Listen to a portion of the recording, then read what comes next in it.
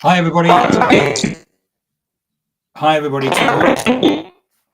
I'm getting I'm getting a I'm getting feedback from the noise. I've now lost your sound, Lamell.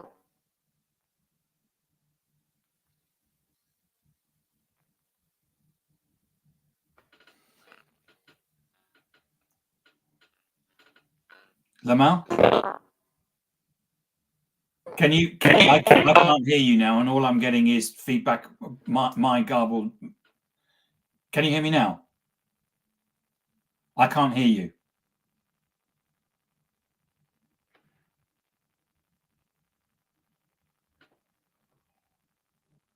Speak to me, Lamell. No, I'm not hearing you.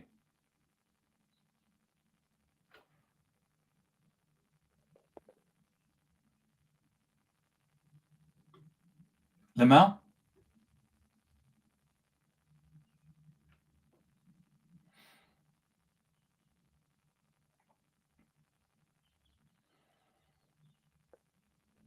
1, 2, 3. Testing 1, 2, 3. Oh yes. Okay, whatever you just did, he's got me now. Okay. You ready to start again? Yes, sir. Excellent. I'm just going to do a little bit of silence, and then so I can do an edit, and then for the recording. Yes, sir. Okay. Hi, Tim Hughes here. I'm the CEO of DLA Ignite. And with me today, I've got Lamell McMorris. And we're going to be talking about his brilliant new book, The Power to Persist, 8 Simple Habits to Build Lifelong Resilience. Really love the book, Lamell. Thank you so much for coming on and talking about it. Thank you for having me. Thank you. You're welcome. Lamell, where can people find you? You can find me at lamellmcmorris.com. LAMELLMCMORRIS.com. Excellent. So, Lamell, tell us what the inspiration behind the book is, because it's partly autobiographical, isn't it? It is, Tim, and ironically, that was not the intent. And by the way, again, thank you very much for having me. It is an honor to be on with you and to be on the line talking to you again. For your listeners, this is not our first time talking. We enjoyed a great conversation leading up to this, and so I'm excited about our discussion today. So, you know, the idea, if you will, was came about. Uh, because people kept asking me, Tim, the question, how do you keep going and why do you keep going? And so I didn't really set out to write a book, but it was just an answer to that question. And in fact, when you speak about it, I know we're going to get into this a little more, but in terms of one of the habits, the 8 habits that I talk about, one of them is vulnerability. I thought that I could just write a book for Tim and just give Tim 8 habits. But as a first time author, my publisher pushed it back and said, no, no, no, no, no, no.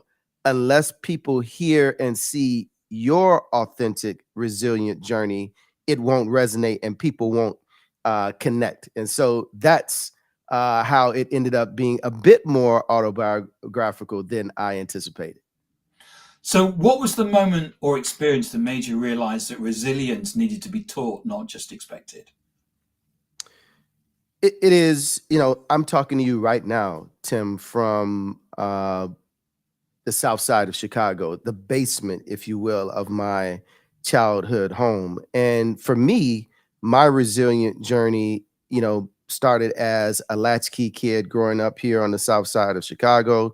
It started out, making my way through the maze of, gang activity, drug infested, violent crime, but creating a world and an environment in the midst of this where I was, pretending to be the president of the United States, where I was venturing off to do, and in my mind, even in the midst of this, creating a world as a child that was totally different than the realities outside of my door. So part of the resilient journey is, one of vision, one of going forward, no matter what headwinds, realities, and challenges are around you, that we just keep propelling and persisting forward in spite of the odds and the alleged challenges.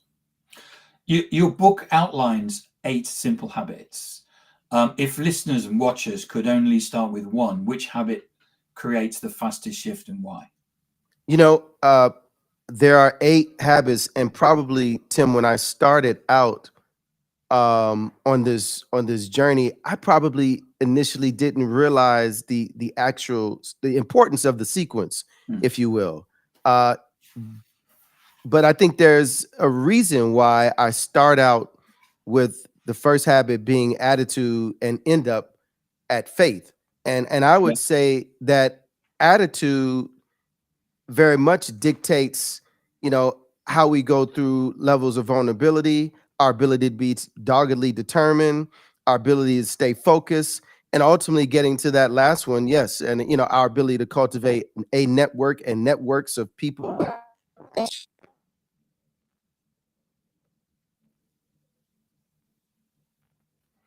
I've lost the sound now. I've lost the sound.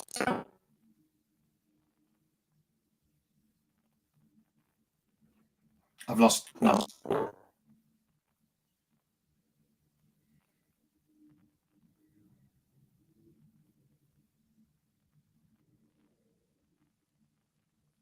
I've I've lost it, and I'm getting the garbled. Um, my what I'm saying comes garbled. The question: Are you using Chrome? You are using Chrome.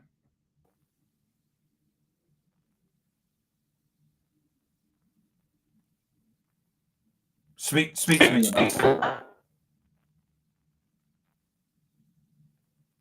No, I've lost it.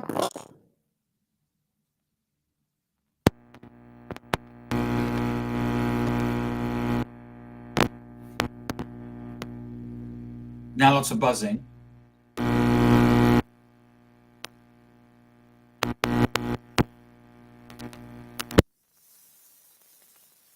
No.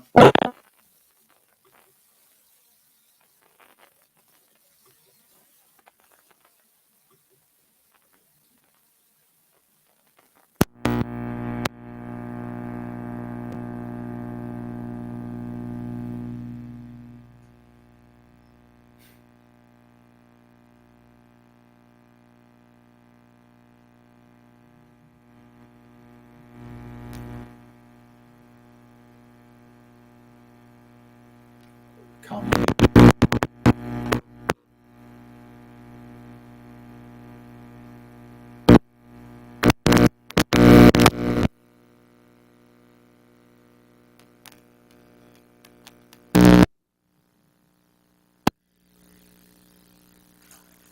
Anything?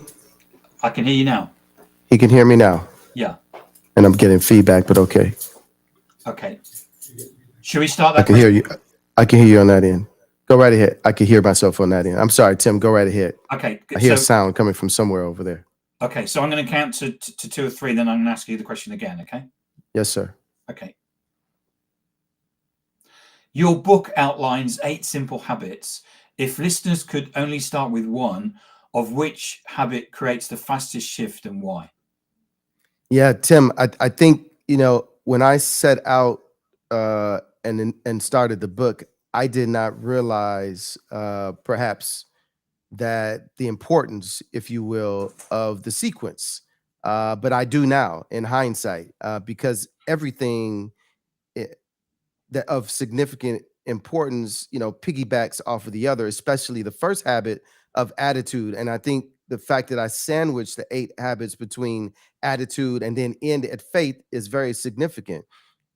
If you don't have a positive attitude, an attitude that allows you to persist and go forward in spite of headwinds, then it will be very difficult to embrace the concept and the habit of focus. It's very different to embrace the habit of vulnerability. It's very difficult to be dogged, determined to make it through the ups and the downs of life and in business. And especially important as we get to the last habit of our faith and the importance of having faith. So let me just read them out. So it's attitude, work ethic, agility, vulnerability, network, focus, dogged determination, and faith. And Yes. and in all of those, as I said earlier on, it's wonderful how you weave in the story of your life and examples of that. And I think that really helps to bring the book alive. Yeah, I tell you, I thought that I could get away as a first time author, Tim. I thought I could get away with just writing 8 Habits for Tim, and but I realized, when I submitted my initial submission to my editor, she pushed it right back to me, and she said very candidly, unless people can see and feel and hear your authentic, resilient journey, then it won't resonate with your leaders, and you won't your readers, and you won't have the impact that you'd like to have. You write about resilience as a lifelong practice. How do you personally keep these habits alive during your busiest or most stressful periods? Yeah, it is literally, I'm glad you asked that question, because I would not want uh, you or your listeners to believe that you get this book and then all things are solved and resolved. And no, this is for all of us. I'm literally inviting everyone to go on a resilient journey with me. These are habits that I am constantly trying to perfect, habits that I am working on myself personally, and frankly, habits like vulnerability and what it means to be vulnerable in business, in leadership, in personal and family relationships. And so, this for me is a constant reminder as well. I do little things in the morning that I talk about in the book, for example, by kicking off our day with a gratitude journal.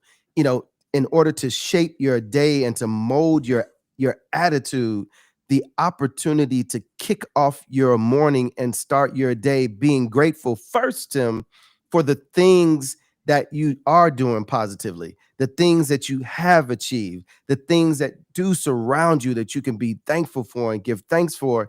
And what was funny about that is, at the beginning of this journey with the book, I had a chance to sit down with a very dear friend of mine who's this global, family, renowned family, business that they have, international leader in business. And he told me, he said, Lamell, I start off my days with a walk of gratitude. Mm. And I thought, wow, if this guy who has all the reasons to kind of kick back and relax, yes, he has to still be vigilant around his business. But if this guy can kick off as this big global leader, if he can kick off his day and start his day like that, before he deals with his team, before he deals with the weightier matters of his business, before he even really fully engages with his family and friends, if he starts his day off that way, then there's something about that pattern. There's something about that model that can be replicated and duplicated, and that we all can learn from. I think it's a great habit to get into, Lamell, and I think starting the day on such a positive thing is good. Um, Many people feel stuck because they believe resilience requires extraordinary strength.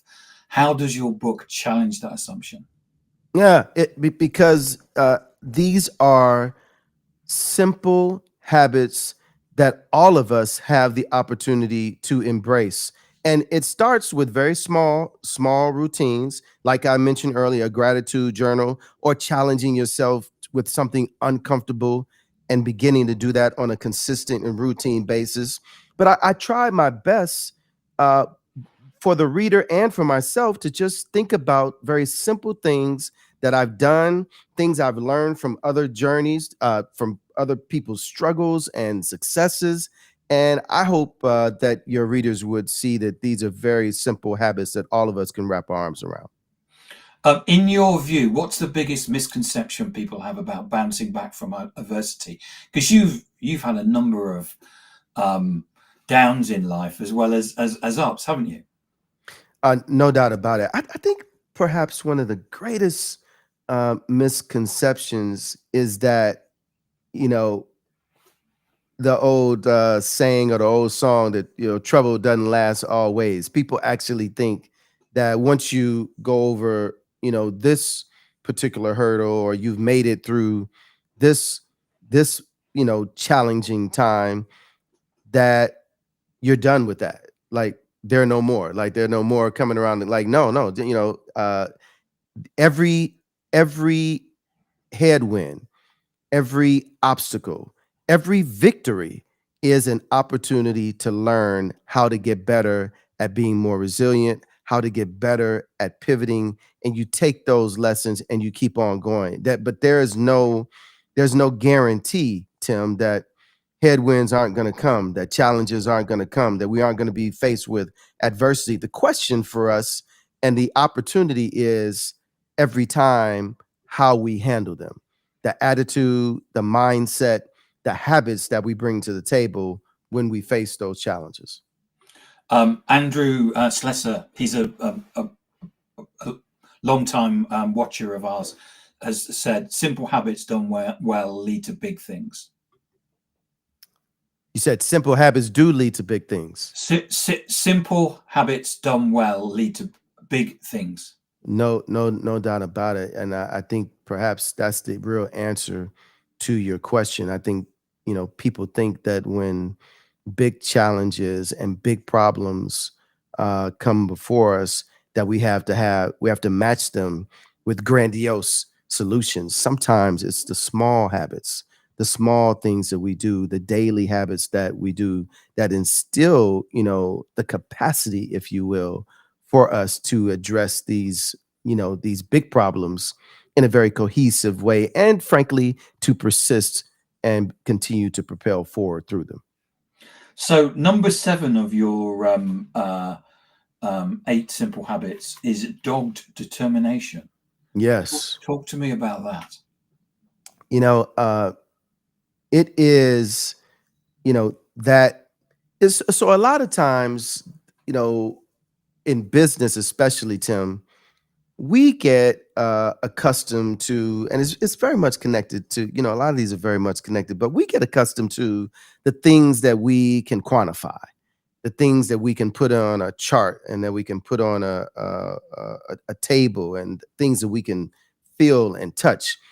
Dogged determination is that thing that you can't really touch, you can't really feel. It is that thing that is within you, that mindset that says no matter what, although I keep hitting a wall, although difficulties keep coming, although headwinds are all swirling all around me, I am going to continue to persist through it. I'm going to go through it, I'm going to push through it, and nothing is going to stop me. Nothing, no one, no bad business deal, no business partner pulling out.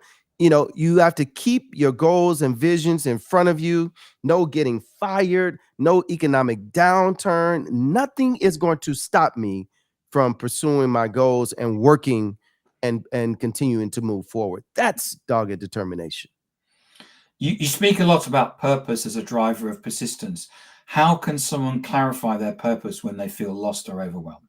Yeah, a phenomenal question. Again, it starts with, very, very small steps, literally just setting small goals for yourself, very, very daily goals, really taking, you know, account personally of, who you are. I go back, and even sitting here allows me to stay grounded in my purpose, Tim, to be back home on the south side of Chicago, and to be in this place where I grew up, in the basement, where I can literally hear my mom upstairs walking right now, and I grew up here as a child, on this corner, on this block. These are the opportunities that we get to clarify and crystallize our purpose, our why, the full circle moments, knowing that sometimes in order to move forward, Tim, we've got to go back.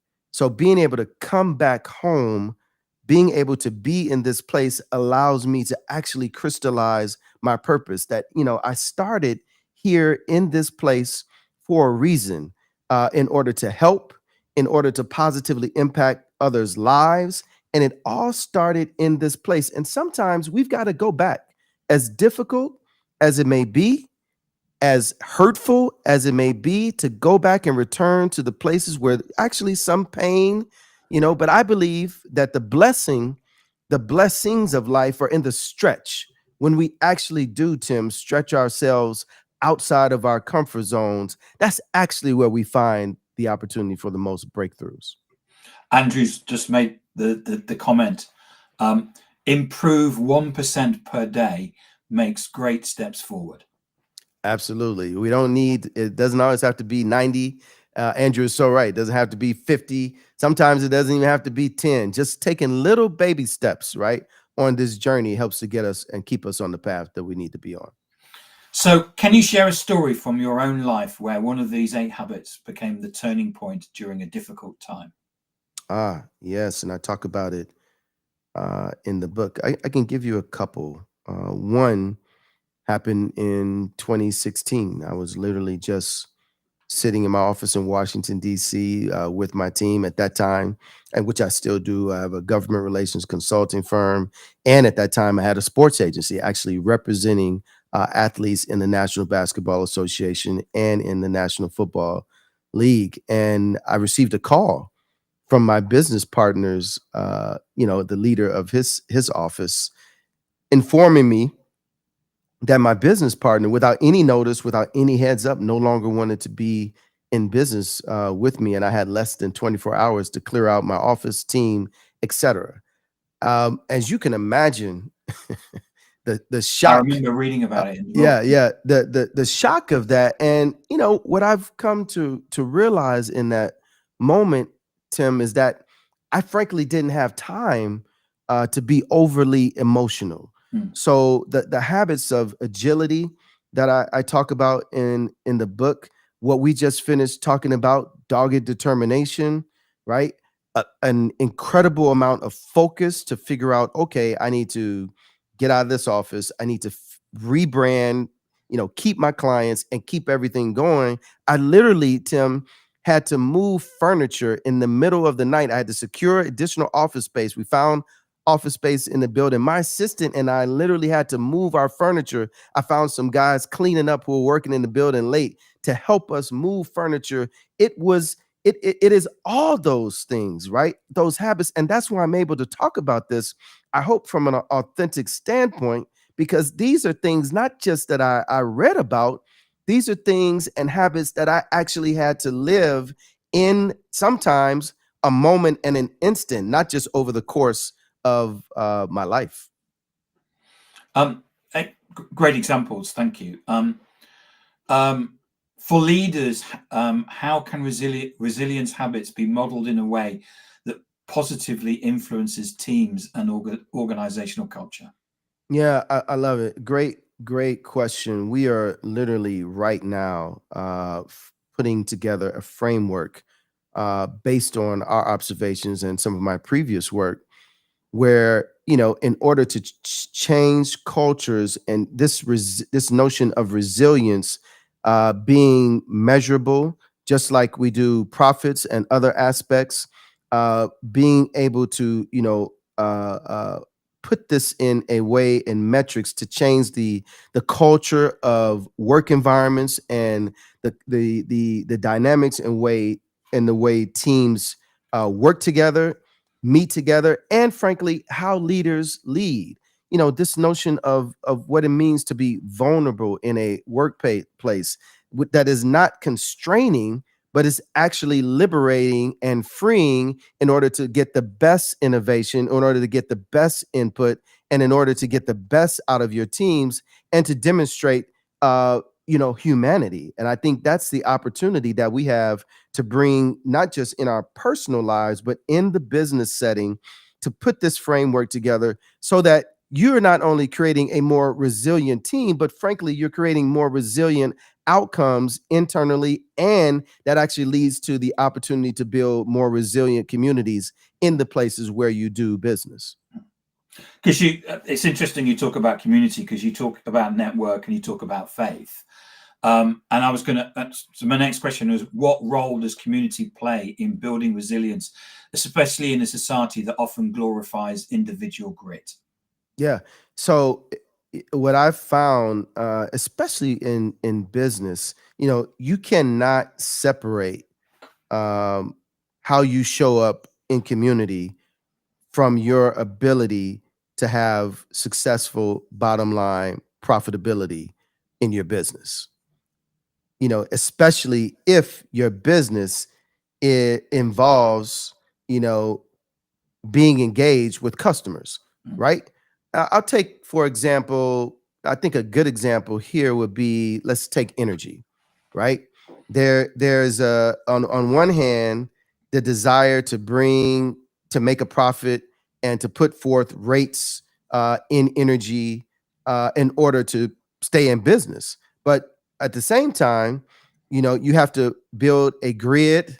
You have to have environmentally safe ways to distribute it. And your customers have to feel like, from a rate standpoint and a cost standpoint, they're not being abused. So both sides need to be talking to each other, both the individuals who are trying to bring forth energy and a product into homes and communities, and the individuals that are the recipients of this product, right? One can't exist without the other. These are the opportunities we have to build positive bridges, to build, resilient communities. And by the way, it goes across energy. We could talk about telecom. We could talk about financial services. We can talk about health. We can talk about education. One hand needs the other. It's about, how do we build the bridges together so everyone understands that we can go forward together? Both, you can do good and make money at the same time. They don't have to be mutually exclusive, and you can't have one without the other. You must be able to be a good partner in communities that you serve, and communities must feel like they're engaged in the process when you're in business. Lamell McMorris, thank you so much for coming on and talking about your book, The Power to Persist: 8 Simple Habits to Build Lifelong Resilience. If I wanted to get a copy of the book, where can I get one from?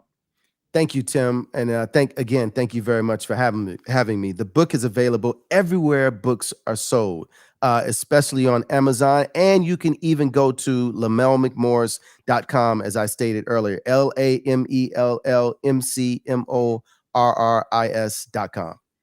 And if we want to get more information about you, where can we get that from, Lamell? Same, but I'm also on LinkedIn. I'm on Instagram, Lamell MC, in both places, or my name, Lamell McMorris, but especially at lamellmcmorris.com. Excellent. Thank you so much for coming on and talking